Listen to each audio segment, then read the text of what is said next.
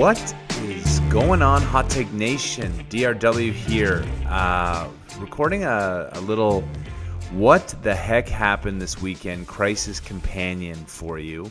To talk about Thursday and Friday, Trump hit the tweet line when usually Trump tweeted, way back when things were normal. He would tweet about OPEC needs to raise production so that prices could come down so that consumers would benefit. And we would all get upset because oil would drop like 10%. And, that was what happened. And amazingly, now we rely on Trump's tweets to increase oil 40% in 2 days, which happened to move it from 20 to 27, which isn't really a price increase. But there was some hope going into the weekend. So what I was hoping to cover in today's Hot Take of the Day podcast was, what was Trump doing? And that's actually a good question. That wasn't a bad, what is Trump doing? That was just a what is Trump doing and what's going on? So I divide this crisis kind of into 5 things that partly came out of the meeting, but also just sort of the state of the world. So let's start with, I think we all know we're all locked in our houses. We're not flying. We're not driving. We're not staying anywhere. So what does that mean? That means that we are 20 million barrels a day roughly in the world. I've heard estimates as high as 30, but let's say 20 million barrels a day currently not demanded. And unlike gold, where you can just store gold in bars and it has some sort of future value, presumably, oil needs to be burned. So if it's not being consumed, it goes into storage.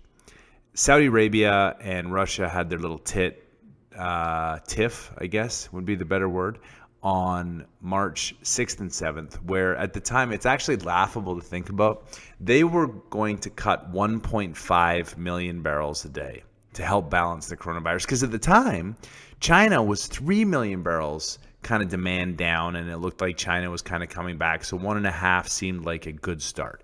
But since March 7th, the whole world went into lockdown mode, and India's locked down, China's kind of coming back, U.S. is locked down. So demand has been destroyed. The cut that needs to happen is 10 to 15 times what that was, which is crazy to think about. So let's divide it into, what is Saudi doing? Well, number one, I've said this since I went on Bloomberg in December. Saudi Aramco has a 53-year reserve life index. What does that mean? If they produce at their 10 million barrels a day, every single day for 53 straight years, they would then be out of proved reserves that they have today. Now, they've increased reserves every year. They haven't even been exploring. So, the irrational, if this was pure capitalism, and it was a company that was being run like Exxon, they would triple their production to 30 million barrels a day, which would crush oil and make it a $20 to $30 commodity.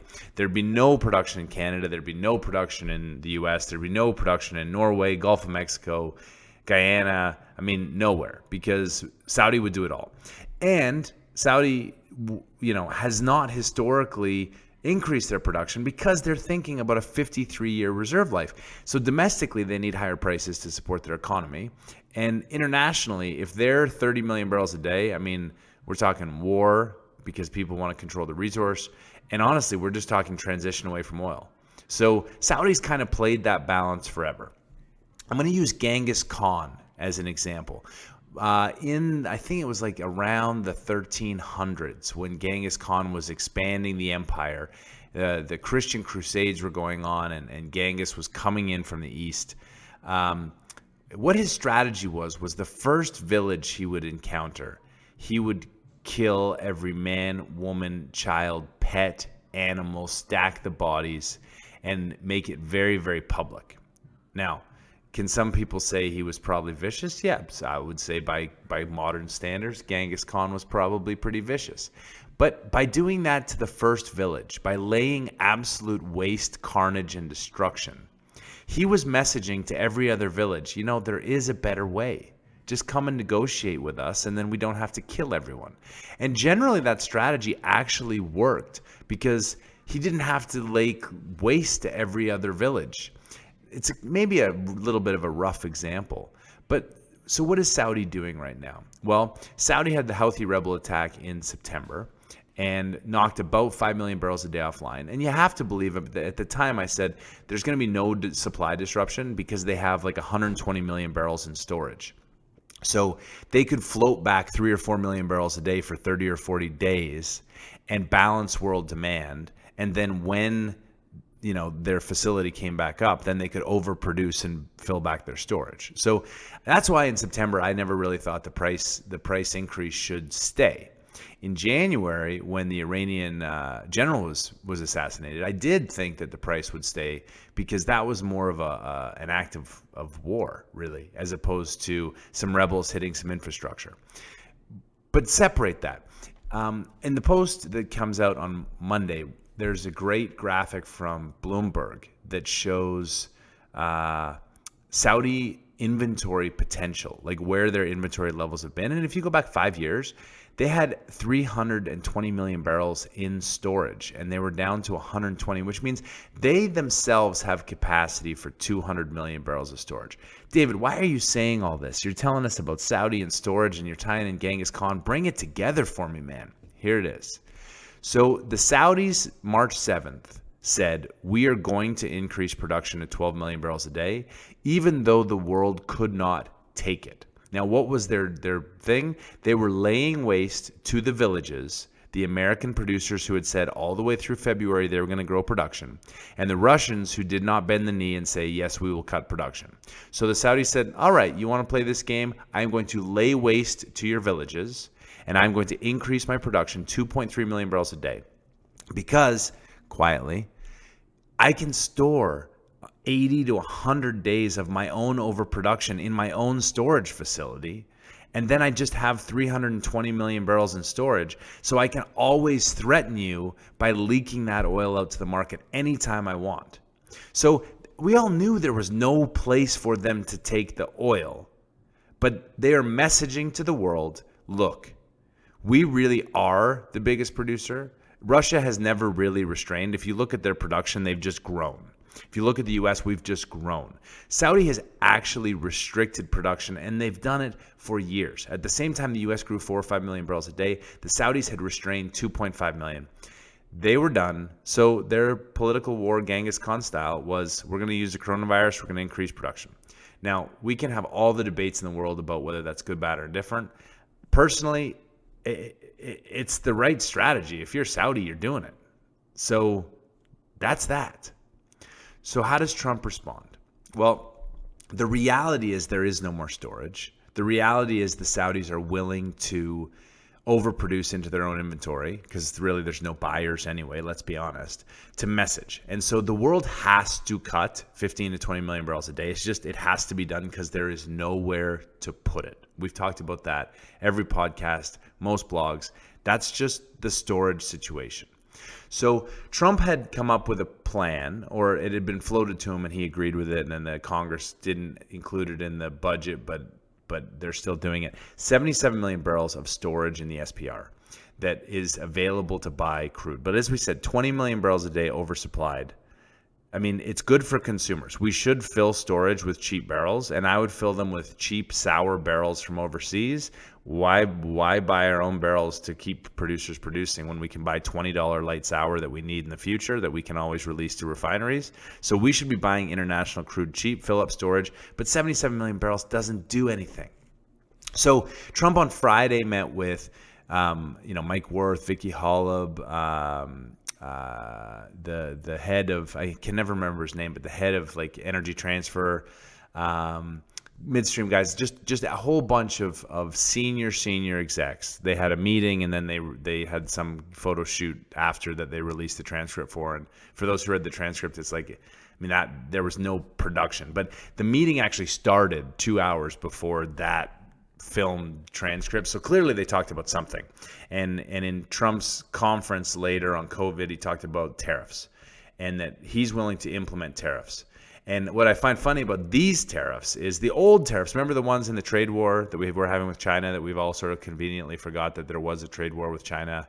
We'll talk about that later. But those tariffs somehow were being paid by the Chinese. But we're not insulting people's intelligence this time by saying that the tariffs on oil would be being paid by the Russians and the Saudis, because it's not. So tariffs are not a perfect solution. Tariffs would increase the cost of barrels to refiners, who would then sell that product back to American consumers at the same gas price as though oil was 50, even though oil is 20. The government would collect $30 a barrel from the purchaser, which is the refineries, and that money would be used to guarantee upstream debt so that they don't all collapse in the next 90 days, and pay oil field service salaries, benefits, etc., to help smooth the transition until after coronavirus, if that makes sense. So not a perfect solution, not great for the refineries. And at the core, let's be honest, no one in America is flying or driving. So our demand is probably down 10 million barrels a day. Refineries have been producing 20 million barrels a day worth of goods for the last couple months. So they have a massive amount of storage anyway. Tariffs really, at this point, like until the economy restarts, they don't do anything. Post the economy restarting, it can generate some revenue, but it all comes down to the only solution is shut-ins. So I had a couple questions that came in over email. I always appreciate that. You can always email, always text, even though I seem very controversial and combative, I guess, sometimes publicly, especially on the COVID. I like to think I'm very approachable, so please send notes. And so I did get a great note on, but I understand shut-ins is bad. I want to talk about that. Shut-ins are not bad. Look, for lease obligations, if you need to produce well, like we used to at One Energy, produce a well like 1 day a month because it kept the lease valid. And it wasn't very economic to run, but we did. And so then that 1 day would cover the 1 day of cost, so it would be paying quantities, and then you'd sell the barrels over however many long, and the lease stayed good. So don't give me the lease extension thing. You have creative people in land, in legal, and in operations that can help do that. So that is one way to make a difference. New wells, high pressure wells that are flowing, can be shut in, and every data set I've done over the last 5 years in the Bakken and the Eagle Ford and in the Delaware and the Midland, those wells will flush. So if they go down for 30 days, after 45 days of them coming back on, they'll be at exactly the same cumulative volume. So that's another way that you can shut in wells. Here's a third thing. In the last year, we've been so focused on parent-child. You remember back when life was normal and we could talk about parent-child and spacing and inventories, and we had technical Tuesdays that mattered? Well, it's been a long time, but we used to shut in offset wells to cube and pad developments to prevent parent-child impacts. It was part of the capital program.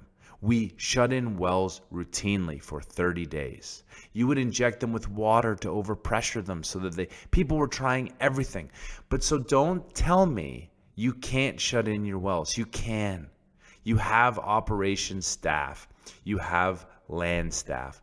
Let them do their job and say, I want to cut 30%, 40%, 50%, because as you'll see in the post tomorrow, the Monday post, prices right now are at an all-time low, including 2015. Like the low in 2015 and 16, we are lower than in every basin, and differentials are like some places are getting $1 or $2 or $3 a barrel.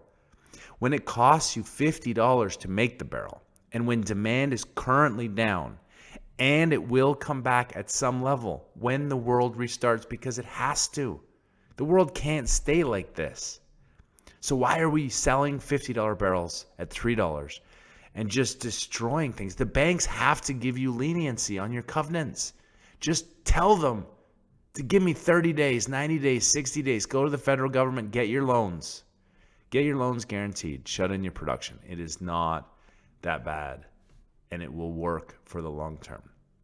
So what was Trump really doing, since tariffs kind of are irrelevant at this point, although it's nice political rhetoric? Shut-ins are going to happen because there's nowhere to put it, and people are going to figure that out. So what was Trump doing tweeting about stuff? This is, to me, this is an election year. November 2020 is coming, and around 1.5 or 2 million workers are related to the energy industry in the United States. You know, all things, the city of Midland, I mean, those who live there, I mean, not only is everything shut down, but a lot of our friends, our peers, our coworkers, our colleagues, our service people friends, our friends in the field are being laid off, furloughed, losing income. It's bad. And typically in an election when people are unemployed, the only incumbent president that ever lost was George Bush Sr. And that was because in the last 9 months before the election, the economy totally tanked. And if everyone remembers, there was that debate where someone asked him what the price of a gallon of milk was, and he didn't know. And then that became the talking point, that he was so out of touch with people who lost their jobs. Well, most oilfield workers are Republican.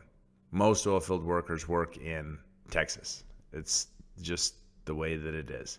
And certainly even those that live in Colorado, New Mexico, that are Democratic states, California, the workers are generally Republican. And the workers are the ones who are going to be displaced. So headed into an election year, do you really want a whole bunch of angry, laid off Republicans thinking about some sort of moderate candidate, some sort of Democratic platform? I mean, if we think about the Republicans and like no government intervention, and then we look at the mandates around COVID and everything that's going on in our life, it's a weird time to be alive. That is for sure. But to me, it's inevitable what's happening, whether it's market forces, whether you accelerate it. It's only been 3 weeks since March 6th. Demand is destroyed. It's going to be destroyed in April. We're going to restart the economy. Demand's going to come back. The market will take care of it. There's some actions that should and could be taken to make it happen faster. But Trump's just stepping in front, in my view, in front of what's going to happen so he can take credit for it.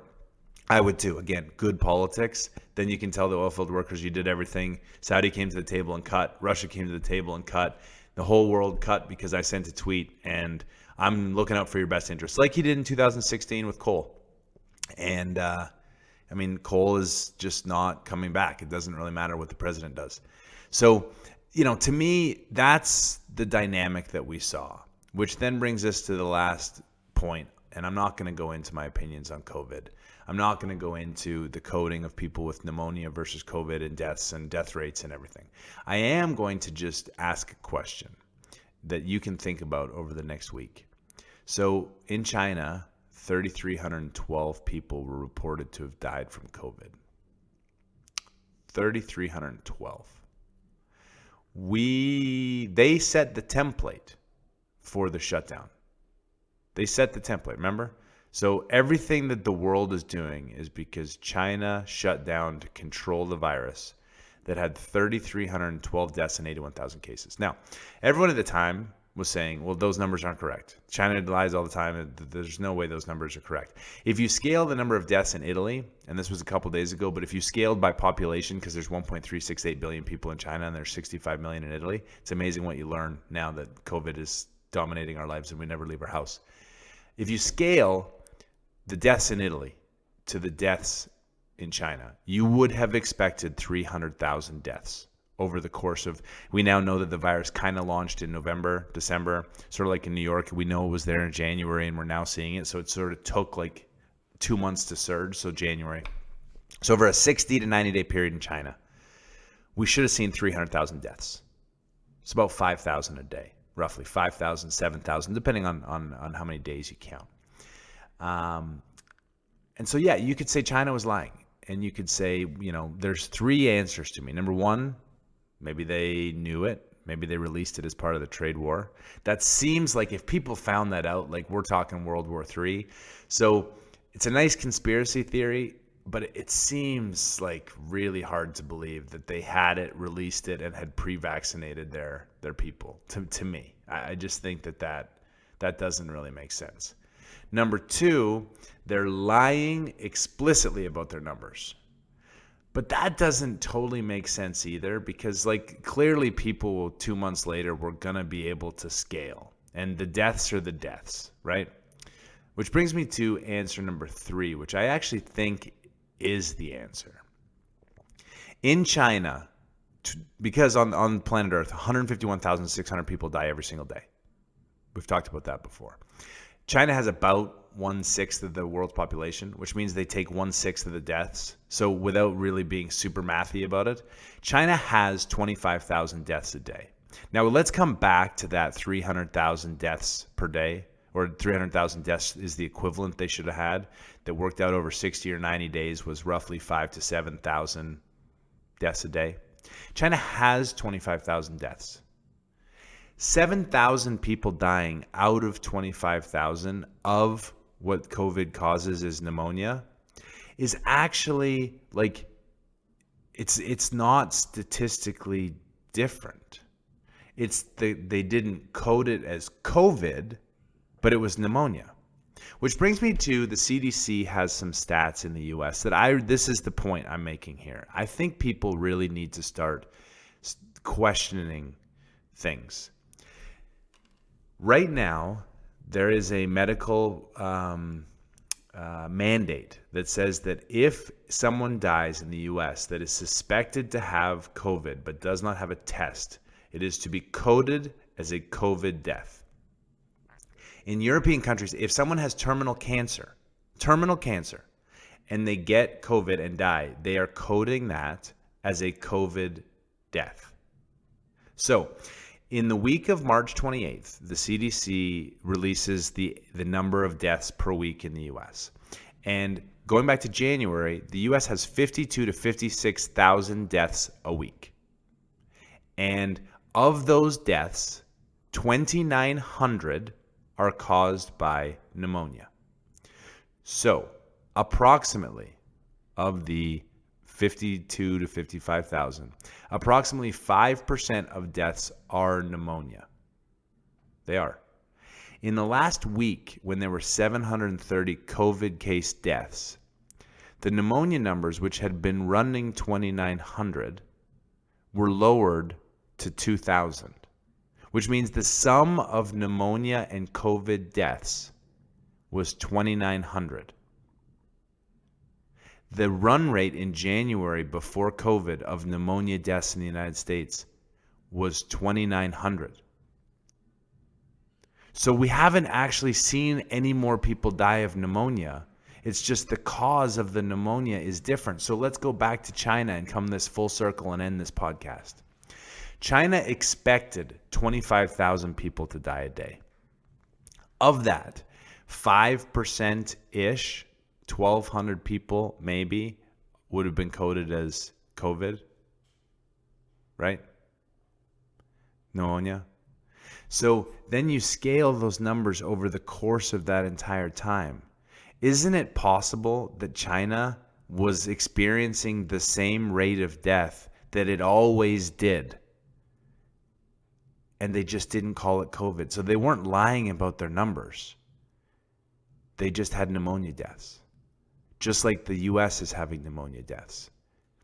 That's something to watch. And I think it's just really important that we look at data and that we have the courage to ask questions, because the second order consequences of the actions that are being taken are going to reduce the pensions of the people supporting the lockdown, in particular the healthcare workers that are helping people that have pensions through the state government, police, firemen, teachers, government workers. Those people will be laid off at the same rate as private economy, and those people will lose their pensions if we don't restart the economy. That's just what's going to happen. So let's really, really focus on the reasons we're doing this. And if in the United States the exact same number of pneumonia deaths are happening pre and post-COVID, causes me some real concern about the actions we're taking. That's it. On a personal level, as always, be safe, be good, have a great week. Bye for now.